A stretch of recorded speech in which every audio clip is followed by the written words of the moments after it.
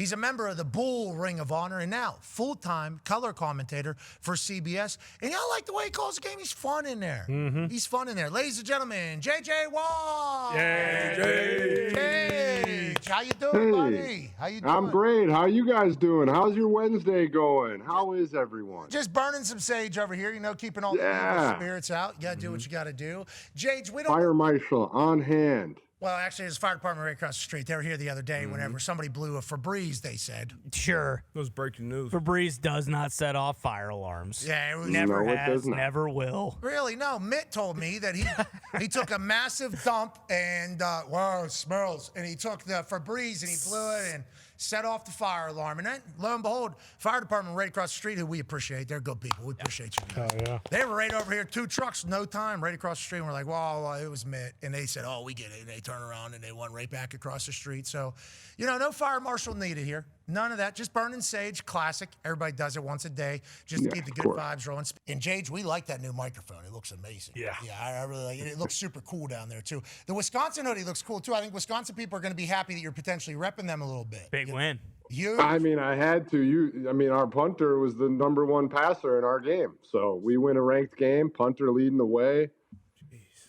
It's fun to be able to support. Very excited about it. You're allowed to support Must be whenever, cool. Jage. Well, I always was supporting. Trust me, I wore this during a bad loss. Not publicly, but I wore it in my house. How do you feel about Daboll maybe going to Penn State? I thought when I saw that picture, I was like, wow, that's on the nose. That was a very on the nose photo. I don't know. Could be great. I don't know. I mean, they've been pretty good up there. It's like, it's the world that we're in now, kind of where we were, like doing really, really good, just not winning national championships. And sometimes you try and make that jump and it doesn't necessarily go that smoothly. So, I mean, that's a tough picture. Who's standing outside of his house? Just This is like Joe Judge when he had all the pizza and beer after he got fired. Feels like this is somebody on the fired Giants coach beat. Go get a depressing, terrible shot of this person so we can run it and make a very clever headline. Boom, we already got it. Dave's in confused. We just need the photo now. And if we could get multiple shots of him maybe looking a little bit lost, a little bit. Did he get a black eye too? I don't know if he got punched in the face there or if that's just maybe a shadow there because he has such a good forehead. He's got good caveman-like stuff. But nonetheless, let's move along to the takeaways from AQ Shipley, which, Jage, we would like you. We're going to get there at some point. We are going to get to the takeaways. Here's the first one. In the top left corner of the United States map, Mike Madman MacDonald. What the hell does that mean, AQ? I just said it pretty loud. It means every time I turn on the film, this guy is a madman. He's an absolute mastermind genius on the defensive side. Look at this clip right here. You got split mug. You got the 2 backers mug. They rock and roll the safety. Backer does a nice job. Okuda, sack. You never know where the pressure's coming from. Let's go to the next clip. As you see the next clip, looks the exact same. Split mug, rock and roll the safety. Let's bring the corner. D-Butch showed this last week. Get the interception. Got him. Now, this next one doesn't look crazy. 4-2, simple, but you got 2 safeties coming up. And as they come, it looks like they're bringing 4 to the left. Bail everybody. Bring from the right. Boom. Get to him. You never know where the pressure's coming from. Now, you were on the call for that game. Obviously, we respect and appreciate Jacoby Brissett, and we think he has a big brain. Jage, this madman MacDonald is a beast. We knew his defense was probably going to be good. Offensively, they have Sam Darnold maybe on an MVP pace at this particular point. Seattle's turnaround pretty crazy, though, and it's all led seemingly by the defense in this particular case. It's been incredible. And I actually have a question for AQ off of those clips because it's something I was planning on talking about this weekend because we have Todd Bowles. When everybody's up in the line of scrimmage like that and you guys are trying to ID who's coming and whatnot, I personally feel like as a defensive guy, some of us, myself included, have not done a good enough job making our posture and stance look like we're actually coming, and it can sometimes be easy for the center to figure it out. Is it easy for you to figure it out, or are some guys much better at it than others? Some guys are much better than others. There's no question about that. But, like, the biggest thing is all about identifying the bigs first. So in this one, there's an overload. There's 3 bigs to the right of this picture, only 1 big to the left. Then you got the 2 backers mugged and the safety. So now, to me, that's Sam, Mike, and Will all to the left. Now we have to figure that out. How are we going to handle the 4 down plus pick up one of those backers, leave one for the back, and then hot off hopefully the widest. I think that's the biggest thing. It all comes down to identifying and communication. Where are the bigs, I guess, is what he's looking for. Now, AJ, what's the key to that? Not give away that you're not coming, right? Because the offensive line has to think that all of you are coming. The sell is maybe the biggest part of that defense there, AJ. And why doesn't everybody do that, AJ? Everybody, I mean, you try to do it. You want it to look the same every single time, no matter what. Whether you're coming or you're not coming here, you want your stance and your posture to be the same, and you got to hold it to the last second. Yeah. So if they think you're coming and all of a sudden you're not and you pull out, then the quarterback, if you do it too early, he's going to see that and he knows, bam, he's going to hit somebody. He knows he has time. But what's happening? Like AQ, okay, are you guys assuming that everybody might come here? Like, hey, worst case scenario, everybody's coming. How do we block them? Everybody's coming. Well, typically, like, you can look at the DBs and the back end to kind of have a feeling if it's going to be cover zero. The only way all of them are going to be coming is if they bring all 7, right? So I think that's the biggest thing. But the back end will tell you when you got someone at 15 yards, obviously it's not cover zero. Yep. There's going to be somebody pulling out. And you're trying to stop Bukak there. You know what I mean? Right. You're trying to, as everybody is potentially going to be coming there. That's all you're trying to stop. And Jacoby Brissett has a lot of ball. And I think this is something that's difficult. But, D-Bud, back to what I was trying to say there. Not every defense can do this because not every defense can do this, right? No, you need the players that can do it. You need the players that can cover and blitz. Like Witherspoon, for example, he can cover any receiver out there, and he is a great blitzer. The rookie that they drafted, Emanwari, how do you say his? Yeah, Emanwari. Yeah, he can cover, he can blitz, So when you have those body types and those players that can do multiple things, that's one thing. And then when you put shit on film, the offenses from the next upcoming weeks, they got to prepare for it. So you can show a different look and then run something completely opposite. And these guys practice this stuff too. This is something that's practiced and talked about Monday through Saturday, and then you go out there and execute it on Sunday. Okay, let's go to your next takeaway, your next talking point. DeMarcus doubles down. Yeah, well, this stud defensive end had 2 touchdowns in the first 16 minutes of the game in this game. But All right, now hold on, though. Yeah. Hold on, though. Okay, your takes are starting to become, well, I'm watching a lot of these Arizona Cardinals. I can start fitting everything into that. Is that what? Certainly not good for the Arizona Cardinals right here. No, but you're seeing it. Your eyes are on. We need to make sure you're watching the entire league. Oh, we are. We'll get there. We'll get to your team here in a sec. Yes, that's all I'm talking about. Yeah, we'll get there. Okay, we will get there. Thank you. But check this one out. So they got both safeties up on the right. Now DeMarcus Lawrence is going to go to the A gap. So he's going to go bypass the guard. They pressure rush the Mike. Now watch Knight. Boom. Right before Lawrence picks it up. Can't time it up any better. I mean, literally 1 millisecond forward. That's an incomplete pass. Times it up. Now, you thought that looked cool? Check it out. They basically do the exact same thing. Different blitz on the other side. Now we get a pick stunt. Linebacker up. Pick the guard. Lawrence around. Boom. Same exact play. Bounces right to him. And all of a sudden, it's 21-0 in the second quarter. And DeMarcus doubles down. Jage, what do you see here from the Arizona Cardinals offensive line, or is this all Seattle Seahawks defense just putting them in an absolute blender? I mean, the first thing I saw was those 2 balls could not have bounced any better. I've never seen one bounce that cleanly to a guy. And both of them, he picked them up just casually walking in stride. Wow. But no, an unbelievable job. AQ did a really good job dissecting both of those blitzes, and they're similar but different in who's going to what gaps. And it's kind of like D-Butt said before.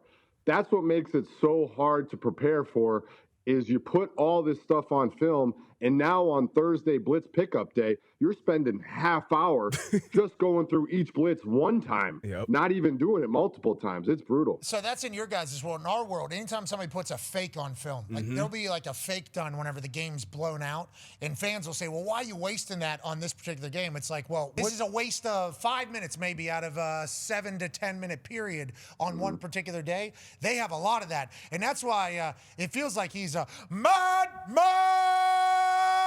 MacDonald deep. Absolutely. And it's one thing about executing it, but you got to get to those points where you can. The first one was on 2nd and long, and then the second one was on 3rd and long. So like when you win on 1st and 2nd down, you can kind of get the opportunity to drop exotics or drop some special shit, because that's a tough down the distance for offenses. So it's about doing the basic stuff on 1st and 2nd down so you can get kind of exotic on the 3rd down. Foxy, if you can go back to the first clip too, right? They got both safeties lined up to the right. And if you see that both safeties to the right, this Mike linebacker's not coming. He is not meant to blitz. Really?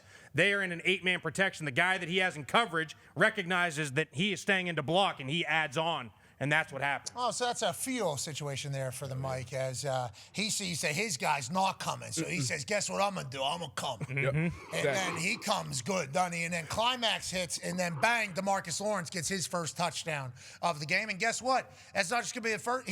He has another climax a little bit later whenever he comes. Yeah. And again. And again. And again. This guy's got the juice. This guy's got the sauce. He's got the splooge. This guy comes all the time. Now, let's go to the number one takeaway. Yup, warranted rookie of the year. Now, I've been saying it for a long time. Tyler Warren is the best player in football. And is that because he was our first-round draft pick and he looked super cool and we saw him snap his neck and get concussed and jump right back up with not even a second hesitation in frozen Notre Dame? Yes, that is potentially why we're saying that. But also, anytime Danny Dimes needs something, he's looking for one guy. Since game one, 84 feels like his guy. Absolutely. He's been fantastic, and he not only is great in the pass game, he's great in the blocking game. He's great. I'm going to show a bunch of different things, but right here, 4th and 2, got to have it. Down 3 in the fourth quarter. Free hitter up the B gap. Let's go to him. Makes the catch, contested, runs through it. First down, they go on to tie the game to make it to go into overtime. Now we look at the next play. This is in overtime. Atlanta's already had the ball, so now Indy just needs a field goal to win. Who are you going to go to? Yep, run the corner route between 4 defenders. Still throwing it to him. Dime over the shoulder. What a catch. Sauce Gardner actually looks at him on the sideline and goes, geez, I've never seen an offense operate like this. He actually says that they have a mic'd up of Sauce throughout the entire game. Zaire's mic'd up as well, a couple of the others.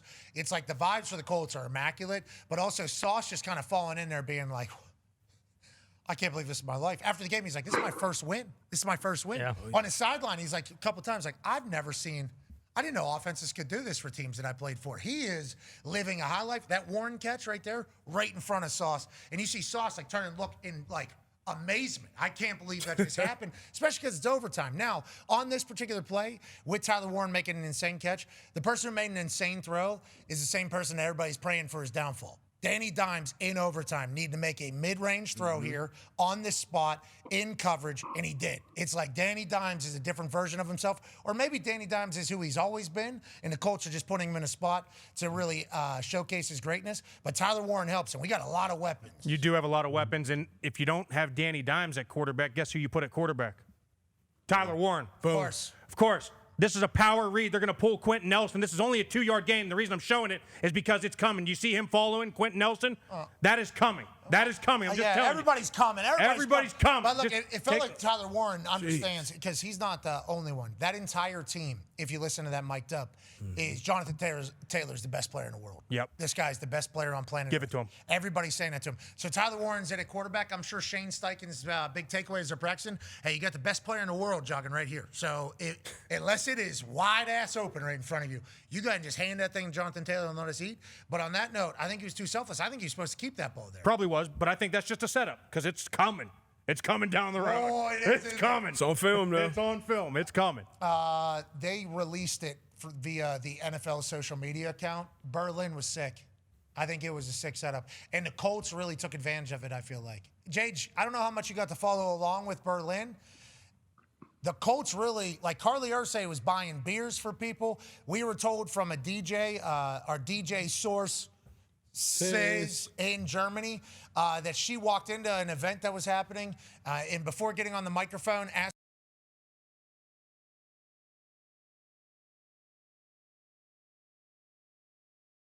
they're building a park out there. It's like, it really felt like a home game for the Indianapolis Colts over there. And us being able to get to win in overtime is gigantic.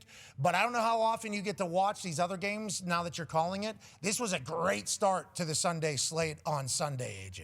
Or JJ, sorry. Yeah, no, we got to watch. We were in and out because we were preparing for our game, and this game was ending just as we were getting into our pregame stuff. So it was a very exciting game to watch. And then obviously Jonathan Taylor just putting a capper on an unbelievable day. Like, I mean, I know it's been talked about many times, but at this current moment, like if this guy wasn't the MVP of the league, just like 2014, just like many times in the past, Saquon last year, like just say it's a quarterback award because nobody is doing what this guy has done. No, it's unbelievable. And I saw it was graded out average yesterday, which is about par for the course. Whatever. Wait, what? Who said that? What was the grade? I don't know. I was just tagging some things that said that his grade he wasn't the highest graded player on his team. I don't know how he's not the highest graded player in the NFL. Unbelievable. About who? Who graded it? Mark I from don't know. Dynasty? I'm just sharing what I have heard. That's all. No, but who are you talking about, though? Who graded it? Because I know there was a guy named Seth that did some grading of a trade last week. I think we found he had like 64 followers on something, but was working for a company that had a big platform. So Seth gave the Colts a D and gave the Jets an A+. There's only one grade that matters when we cross open waters, and that's if it came from McQuaid. That's a good call. What a McQuaid. Is that who you're talking about? Are you talking about McQuaid grades? So let's get actually to McQuaid. Was there any stats about this Berlin game from McQuaid that you got, Ty? Yes, there was, lads. To your point, Pat, about this being, basically an Indianapolis Colts home game. We know middle of the country, Indiana. There's so many fast food Is this restaurants. a German accent?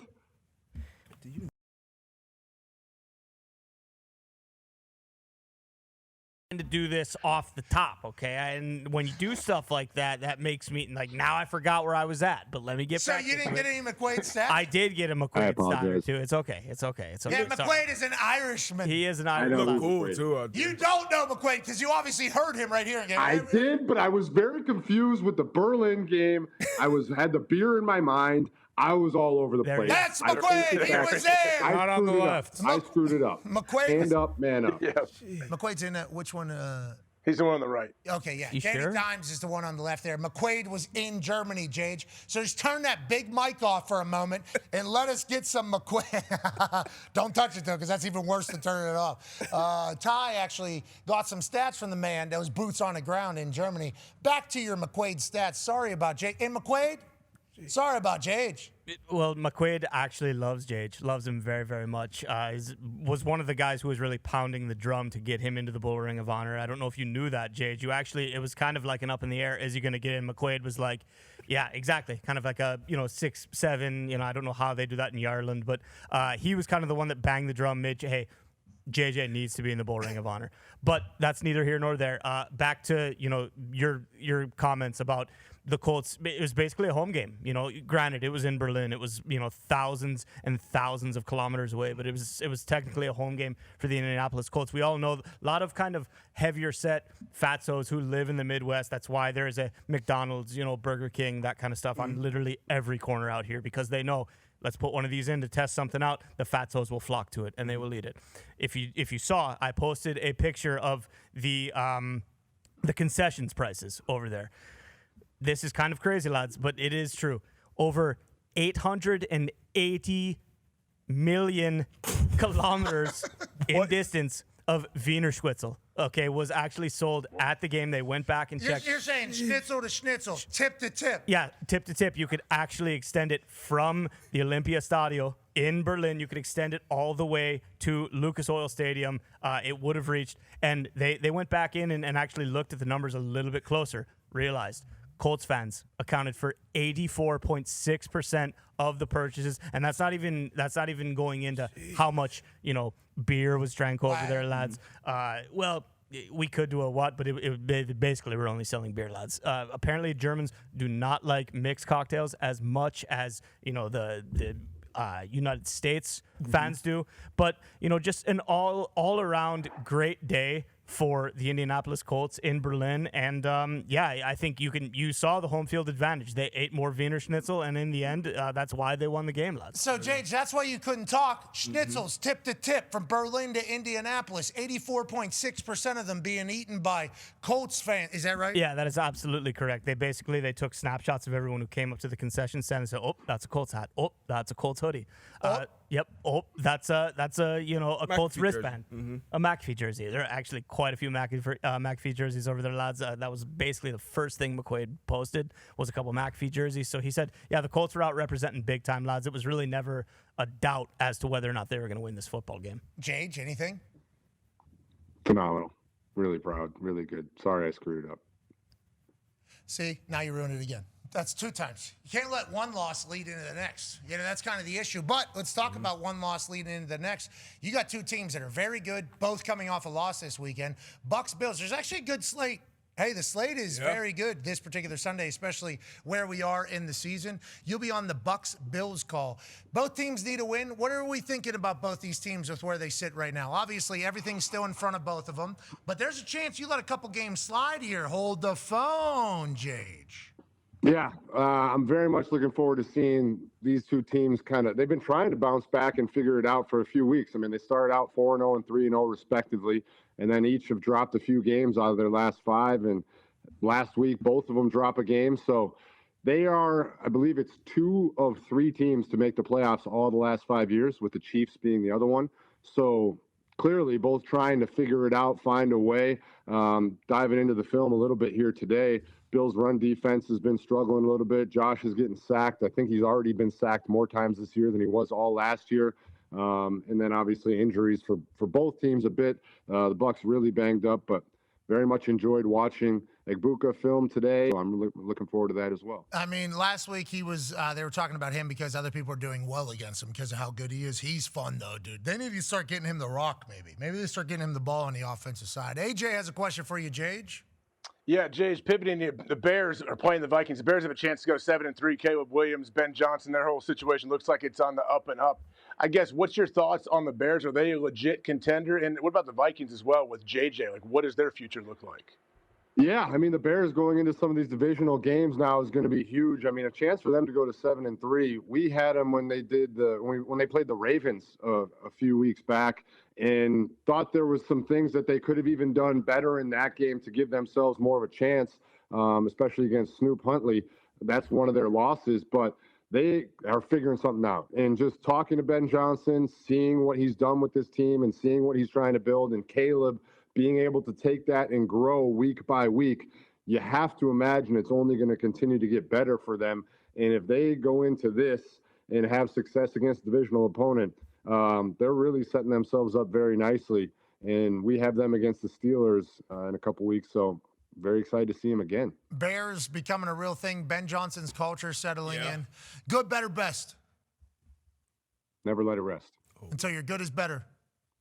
Until your better's best. Go Bears! I don't know if they do it at the end, but it is pretty sick. They're all bought in. Has he taken his shirt off yet? I know that was a big thing where, like, he gets free hot dogs for the city. Ben Johnson takes his shirt off. He gets free hot dogs for the city. Schnitzel? 886 million miles of it, apparently. It only reaches from Berlin to Lucas Oil. You saw him debating 886,000 or 886 million miles. When in doubt, you always gotta. Especially with McQuaid. Yeah, exactly. Especially with McQuaid's stats. Yeah, if he takes his shirt off, everybody gets a hot dog. I think it's hot dogs. I know it's something. He can feed the city if he take there. Wow, quick work, nice job, everybody. Bruce, if the Wiener Circle says if Ben Johnson takes his shirt off during or after any Chicago Bears victory this year, it's once again free hot dogs for the city. Hey Ben, you know what to do, buddy. Good, better, best. Let's see your chest so they can eat dogs. That'll be the best. I think that's what we need out there. Let's move to another game that's happening this weekend. AQ has a question for you. Yeah, JJ, Seattle and the Rams play this weekend, arguably two of the best teams in the National Football League. What Matt Stafford's doing is incredible. Who do you think is the better team between those two? I don't know if there's much arguing that these are two of the best teams in the NFL. They are both playing at an unbelievable level. I mean, we talked about Stafford early in the year with the injuries in training camp. Is he okay? Is he a different human being? He's playing like Matthew Stafford. He looks unreal. Clearly in the top 2, 3 for MVP this year. Oh, yeah.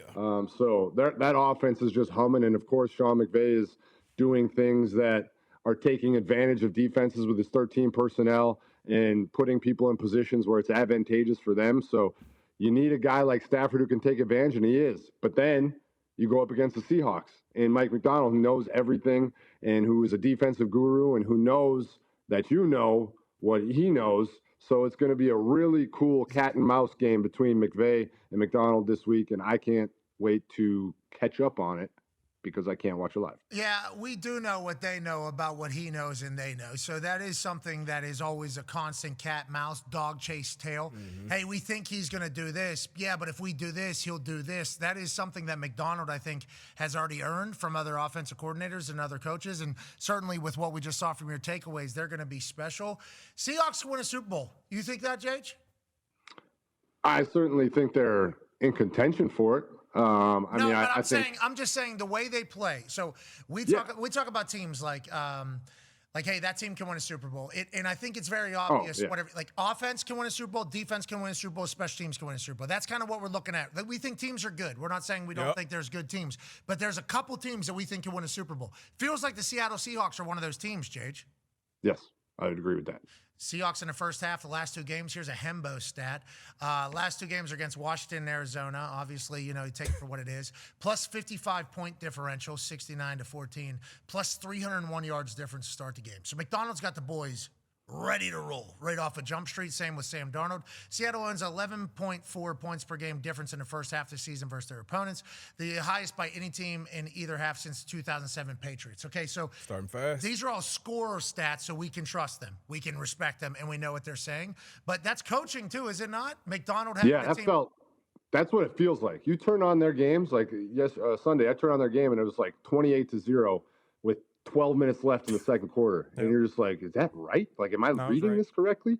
And then same the other day. So, but what it does to the other team when you jump out that fast, like you're just playing catch up immediately. And you're doing that thing that you do in middle school. We're like, okay, well, if they scored 28 points in a quarter, we can score 28 points in a quarter. And they're like, no, you freaking can't. Are you kidding me? They're that much better than you. They could score 28 more next quarter. It was 33-0, right, with the Vikings and the Colts? Oh, yeah. 33-0 with the Vikings and the Colts.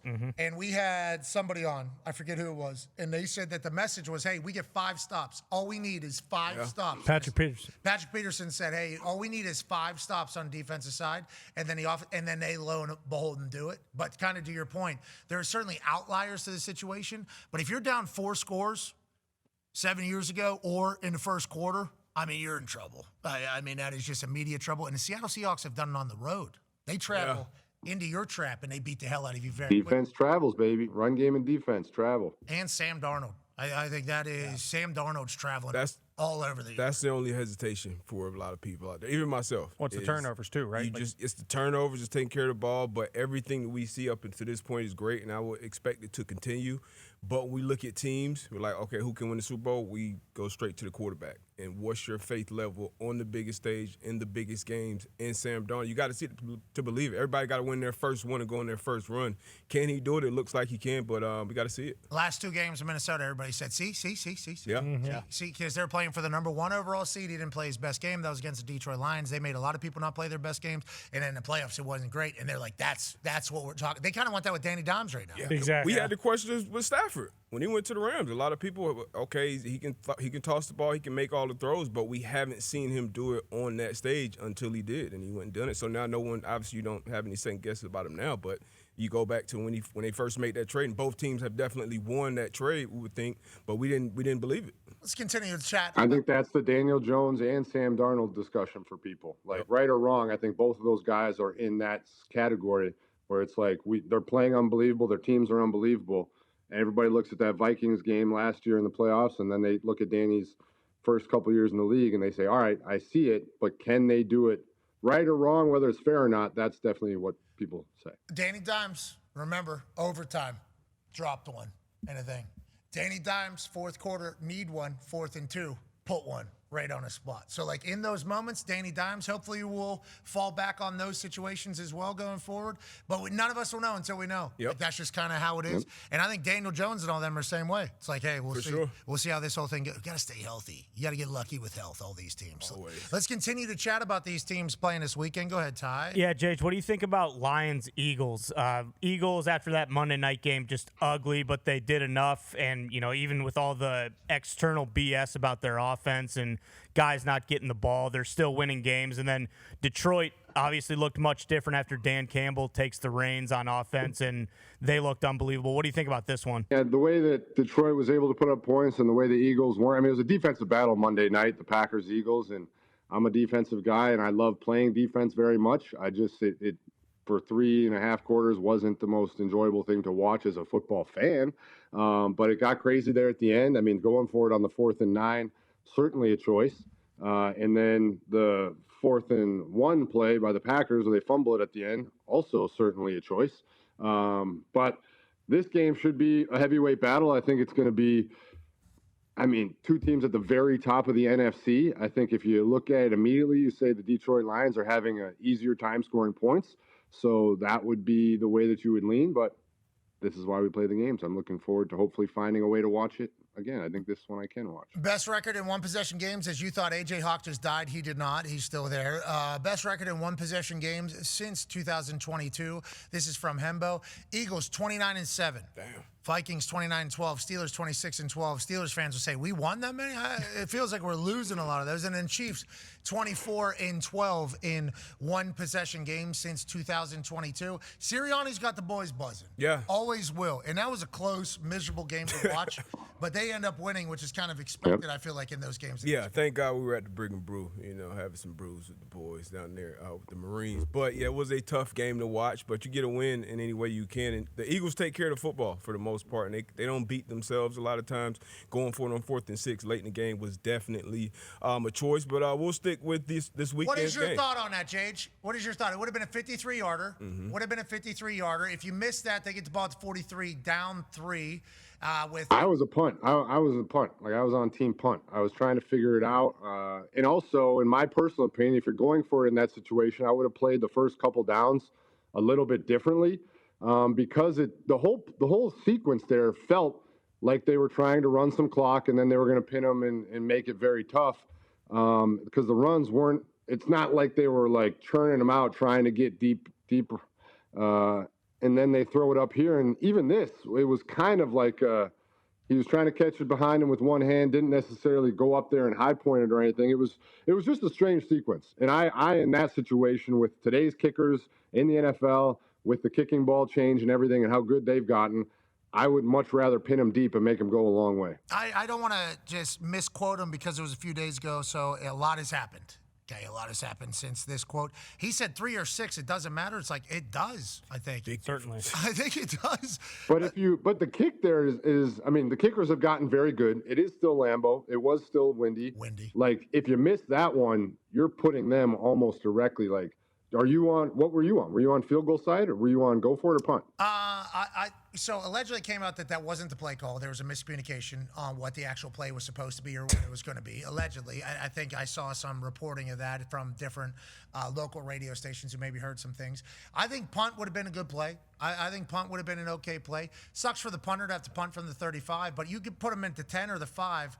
Obviously, up 3, you're in a much better position than whatever's going to happen there. Now, granted, if A.J. Brown highs that and they score a touchdown, it's like this Eagles team is so cool. They run dagger in the Super Bowl whenever they connect on it and they win the game. It almost becomes like a part of their mentality. But because it doesn't work and you give them the ball at the 35 and we don't get any points on the board when we're maybe in field goal position, it just optically looks stupid from all angles whenever it doesn't work. But if it works, you look like a genius, obviously. You know how football is. Yeah, right. I mean, ultimately, it doesn't matter. But given what the Packers had done on offense the whole night, like, you would think, hey, we'd much rather, like, let's put them inside the 10. They haven't done anything. The likelihood of them going 90 yards to score a touchdown or even getting field goal range at that point is obviously much less than where they ended up taking the ball over. Yeah, because they had gone for it on 4th down a couple series earlier also, if I'm not mistaken. Yeah, no, maybe it was the Packers.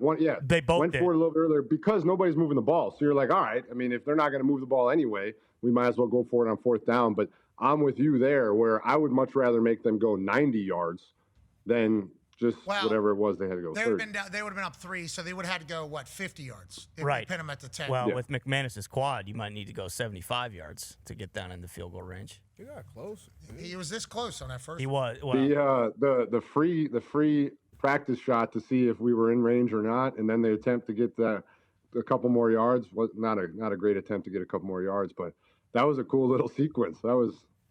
A little gamesmanship out of McManus. Yeah. Obviously, Sirianni was incredibly pissed. Normally, the ref is diving like a hockey player in front of a puck to stop that snap. Literally, because they made like a rule or at least a point of emphasis on it. I think it was while I was still in the league. Because I talked about this the other day. Me, Vinny, and Overton, we were stealing a kick anytime we could get one. So if somebody's calling a timeout, as soon as I hear that whistle, hey, let's snap this thing. Let's go ahead and see what this is, because everybody knows if you're going to be able to get a read on, especially windy, cold night like this, a long one, let's at least see one fly. So the fact that the ref didn't, how about Jalen go, what was that? That's what Jalen's asking right there. I apologize if you covered it, but if you missed the first one, like a yard and a half, 2 yards short, is there anything in your head like, oh, I can definitely find 2 yards? Or is it like, oh, shit, I got no shot? So he tried to hit it a little bit lower, I think, and that's why he hit it fat, and he pulled that thing pretty bad the next one. So I think he did think that he had to hit it a little bit further, because I think he probably thought he hit that first one pretty good. It went straight. It was a super windy game. It ends up about a half a yard short. So in his head, it's like, all right, I got to give it a little bit more. Is that ball position where I strike it at, or a swing and everything like that? So I think he tried to swing a little bit harder. He hits it fat. That thing goes directly to the left for his second attempt after they tried to pick up some yards. So I think he knew he had to hit it a little bit fat, probably drive it a little bit more. And as soon as you do that, it just ends up hooking to the left. So I think maybe it hurt him. Because if that ref jumps in front and he doesn't do that first one, is the first one going to be what his kick is? And since it's actual game as opposed to just timeout where he's messing around, is there a little bit more juice and that ball goes through? Did this backfire on Brandon McManus is what my brain is kind of piecing together right now. LaFleur doesn't talk to the kicker at all, so he wouldn't have even, been able to, like, go communicate with him. Like, hey, you think you got this in you? Like, it was just kind of whatever McManus wanted to do, he was going to end up being able to do. Con Man, last question for Jage before we let him go on this beautiful Wild Wednesday. Yeah, Jage, we've kind of been talking about it today, but Joe Burrow being designated to return off of IR. D-Buck kind of voiced the question, do you even play Joe Burrow with how bad the O-line is, with how bad the defense, actually historically bad defense? But here's Burrow coming back off of the turf toe surgery. What do you think about this? Do you think the Bagels can make a little bit of a run here if they, close out, win, 6-7, 7-8 for the rest of the season? I mean, I think we always talk about the same things with the Bengals. It always seems like we're talking about the defense and the offensive line. And I've seen, obviously, the stats of what Flacco's been able to do behind that offensive line and make it happen. But their defense just isn't putting them in any situations. Obviously, Trey Hendrickson been out for a while. But I definitely don't put him out there until he's 100% healthy, because that's the guy that you want leading this thing for the very long term, and you don't want to risk. I don't think they're at a point right now where it's like, hey, if he's 70%, let's throw him out there and see what we can make happen. I think that Flacco is serviceable enough and does a good enough job that it's not at that point. But that's a tough division. The Ravens are clearly on the rise again. Similar to last year, their defense is turning around a very tough start into playing good ball again. Lamar's Lamar. And then the Steelers still sitting atop, albeit fragilely at the moment. If they're able to go out there and get that win, keep this thing rolling. But it seems like week to week, they look like a different team every week. Lamar Jackson missed practice today, I believe, is what's being reported. Lamar Jackson did not practice for the Baltimore Ravens on this beautiful Wednesday that we have. Jameson Hensley reported that the Ravens quarterback Lamar Jackson is not practicing Wednesday. He finished Sunday's win at Minnesota, but took some hard hits. Ravens play at Browns on Sunday. Injury report comes out later this afternoon. Could just be a G-Day. Could just be a G-Day. Oh, yeah. That's what we're I saying. noticed you're avoiding talking about the rest of the AFC South today. I noticed you didn't want to talk about really anything else going on in the AFC South. Colts get a Wild huge win. game. Colts get a huge win. What else happened? Big comebacks, like huge comebacks, crazy games. Like 26 points in the fourth quarter comeback? Is that what you're talking about? Yeah. Was that in America or was that international game? That was on home soil. Well, Germany wins home of the brave. I agree with what you're saying, but just doing that good in Germany. Germany's cooler than America? Did you just say that?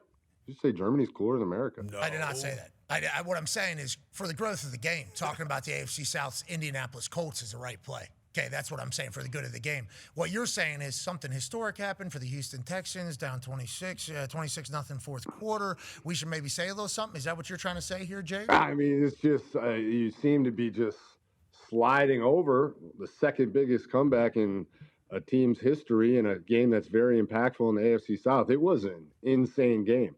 They were down by 19 at the start of the fourth quarter, and even on the broadcast, we thought that last ETN touchdown was the dagger. I said that was the nail in the coffin, and then lo and behold, Nick Haley calls great plays. Davis Mills plays lights out. Some huge plays. It was a crazy fourth quarter in Houston. How is it calling these types of games? Because I saw the Texans are undefeated with you on the call. I think potentially the Steelers as well. That's interesting. Don't know if we're, maybe bringing an aura or information. Yeah, don't know what's going on. Just the aura emanating from the booth. It's just pure. Yeah, there's just the ability to control the game from row 74 on the 50-yard line is impeccable. So I'm really pulling some strings up there. What are your thoughts about the Jacksonville Jaguars? Everybody questions Trevor Lawrence. Is he a guy? Is he a guy? Is he a guy? Is he a guy? Travis Hunter obviously down for the season now with a torn LCL. What are your thoughts on the Jacksonville Jaguars? They look like a much better team this year than they have in the past. Will it be enough? Like the Texans are the number one defense in the NFL. So everybody struggles against them. You're going to struggle against them. It's going to be difficult. I think their defense yesterday, obviously in the fourth quarter, the final drive of the game, the Texans ran the ball most of the drive on 93 yards all the way down the field. That's something that you can't let happen on a game-winning drive. And they weren't able to get as much pressure as you thought they would against that Texans offensive line. So Danielle Hunter played unbelievable. He took over that game, 3.5 sacks. Will Anderson closed the game out. But the Jaguars are good. I think Liam Cohen is building something good down there. I really do. And I think he's got a good system and scheme. Doesn't help when you lose some of your best players. And I think Jacoby Myers will help. They've had so many drops this year. They drop more footballs than anybody in the NFL. Is that because it's not a catchable ball or what? It's a combo. It really is a combination. It compounds itself because, number one, if you throw it well and the guy drops it, that's frustrating. And then you throw it bad. So even when you do throw it good, then it's getting dropped. And it's just a very frustrating situation overall, which is why they brought in Jacoby, who literally caught a ball with his eyes closed, which was insane. They talked about how this guy can catch anything, and obviously we've seen it, but to watch him catch a ball with his eyes closed was crazy. The combination down there in Jacksonville is certainly one that we think will be good in the future. What's the Travis Hunter experience going to be in the future, Jage? I do not know. It's really unfortunate. He's been able to do it in college for a long time, playing both ways. I think we all had our questions about would he be able to do that at this level. Unfortunately, those questions at the current moment point to no. We all want it to be yes, but I just don't see how you could possibly play both ways for a long period of time in the NFL. It's so damn hard, man. It is so hard. Every position is difficult, so having two of them would be an insane feat. Hopefully Travis still tries to do that, and we would like to wish him nothing but the best as he recovers from his surgery. And Jage, we appreciate the hell out of you. This weekend should be epic between the Bucs and the Bills. We can't wait to listen. Have fun in Pittsburgh, guys. That's going to be awesome. I'm looking forward to seeing that. Have fun back home. It's going to be crazy. I was looking, West Virginia and Wisconsin not in a 12-team playoff. Shame. Man, I thought we might have snuck up in there with our ranked win this week. We stormed the field. That was love. I'm celebrate whenever you can celebrate. I love it, but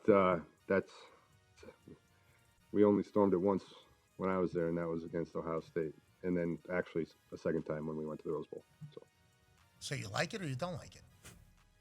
Celebrate to celebrate. Be a friend, tell somebody you love them. All right, not bad. You kind of botched it, but you kind of made your own there. That was pretty good. And it was right on time. Great work out of you. That was good sense. Pro. That was really good. Nowhere near what I say, but it was. No. Be a friend, tell a friend. All right, man. You love them. Is what you said. I'm not even close. You said, be a friend, tell a friend you love them. Goodbye. What do you say? I said, be a friend, tell a friend something nice that might change their life. Oh, yeah. Damn. That wasn't even close. No, you were, though. You made a new one. Be a friend, tell them you love them. Yeah, boom. That's good. Yeah. I don't think we tell people we love them enough. I don't. I think, all right, friends, everybody should be. Yeah, I love you guys. I really appreciate it. I love you guys. I appreciate the daily entertainment, the laughs, the inspiration.